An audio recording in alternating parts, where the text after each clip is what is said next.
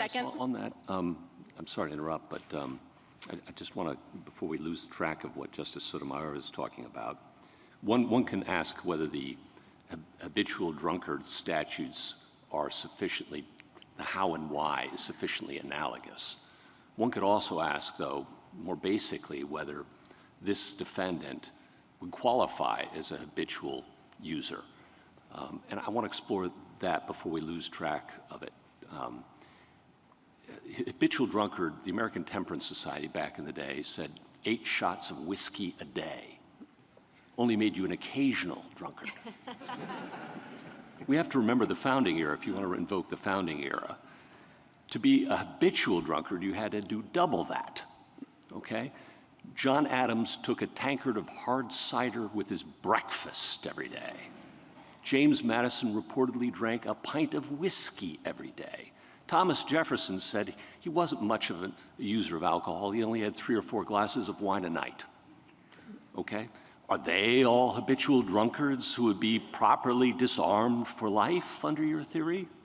No, and again, I think this is something— Okay, if they're not, then what do we know about Mr. Hemani? We know he uses marijuana a few times, about every other day. That's all we have in the record, right? That's all we have, and I'm Okay, not troubled by it. so we don't even know the quantity of how much he uses every other day. What if he took 1 gummy bear with a medical prescription in Colorado? Well, you may not even need a medical prescription. You don't even need that anymore. But let's say he had one to help him sleep every other day. Disarm him for life? Well, no, it's not disarmed for life, and here's what's going Potentially.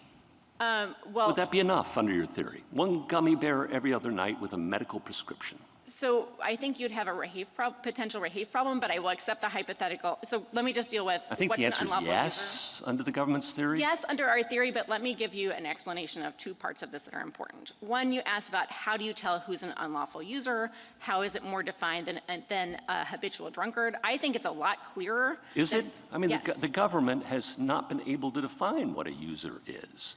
I mean, it is said at various points that it's someone who's used any illegal drug in the past year, right? It's said, ATF now wants to say a pattern, and you argue for habitual, which of course conflates the second half of the statute, which talks about an addict, which is different than a user, and an addict is an habitual user, it's defined as. So you're kind of conflating the 2 parts of the statute there. So tell me how it's so clear. Okay, a couple of things to help you with this.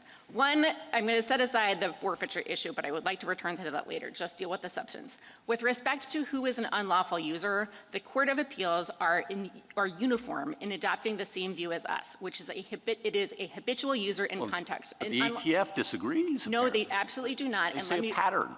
Let me be very clear about the distinction here. There is a distinction between what is the statutory definition of an unlawful user, and everyone has always agreed, including ATF, that that means habitual or frequent. And on the other hand, how do you prove that? What type of evidence is sufficient to show beyond a reasonable doubt, or for purposes of background checks for ATF purposes, that you in fact do that? So okay, that so is the circles discrepancy. us back down to you would qualify as an habitual user, 1 gummy bear every other night. Absolutely, and here's why. The check on that sort of situation is twofold. One is you have to know that you are using an unlawful drug. So if you're using your gummy and you don't know that it has THC in it or there's something else, you could have a nice Rahaf defense. But setting that aside in terms of other guardrails, illegal drugs are different from habitual drunkards in an important way. First of all, there is robust post-ratification history that I think shows that there is a tight connection between someone who is a habitual drunkard. So if it all boils down to illegality, what do we do with the fact that marijuana is sort of illegal and sort of isn't, and that the federal government itself is conflicted on this? It doesn't enforce it quite the same way it does with respect to drug laws with respect to other drugs. So 2 points. One, it's not just illegality, but with respect to illegality, I don't think the government is of 2 minds. The government is considering rescheduling marijuana as Schedule III to facilitate potential medical applications, but the government is not saying that it is not illegal anymore simply because states are not following federal law.